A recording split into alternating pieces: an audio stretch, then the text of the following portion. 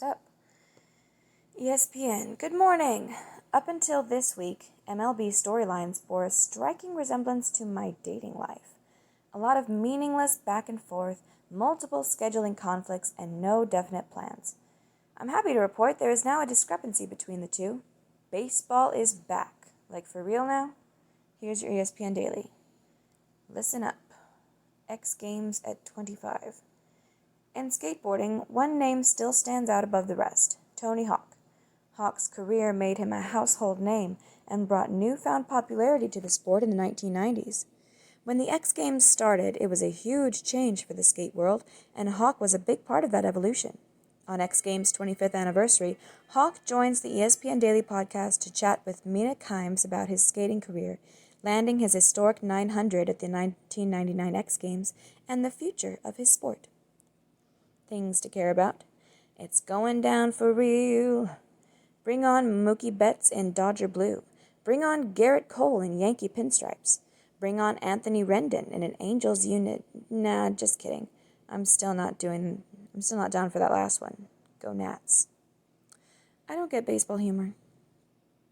After what felt like the longest negotiations imaginable, America's pastime is finally back.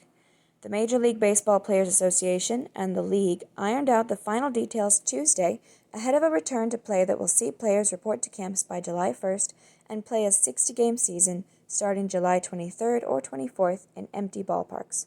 Sure, we could choose to ruminate on why it took so long for Major League Baseball and the Players Association to get to this moment, or why the stewards of the game recklessly dragged it over the past 6 weeks, or why the relationship between the union and MLB is so toxic and unproductive.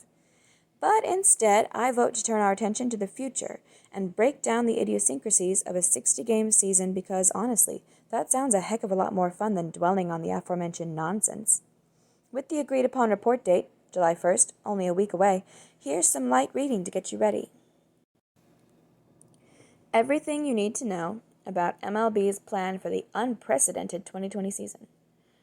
Buster only on what to love, loathe, and fear this season. The top 60 storylines for the 60-game season.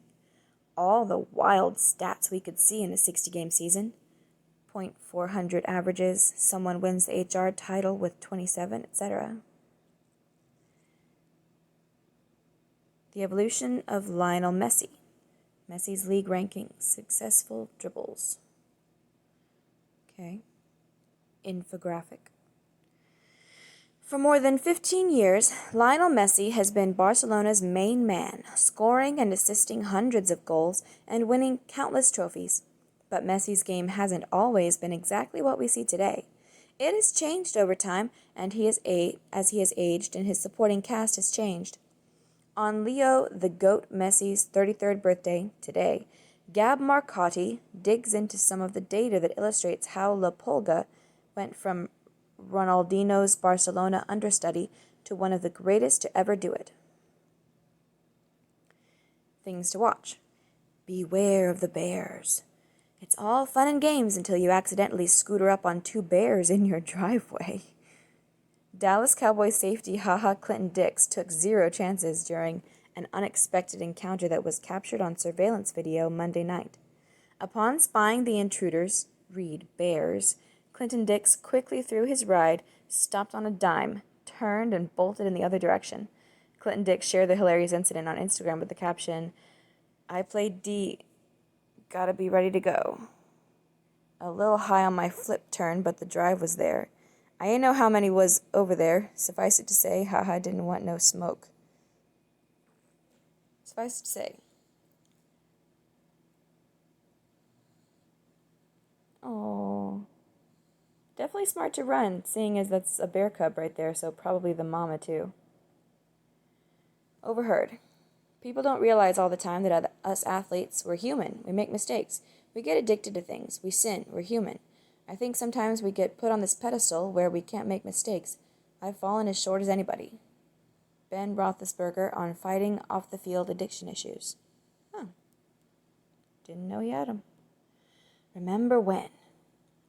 If tennis matches adhered to the same naming conventions as Friends episodes, just go with it. This would have been the one that would not end. On this date in 2010, John Isner beat Nicholas Mahut in the first round at Wimbledon after a record 11-hour, 5-minute battle that spread over 3 days. Wow. It was the longest match in tennis history.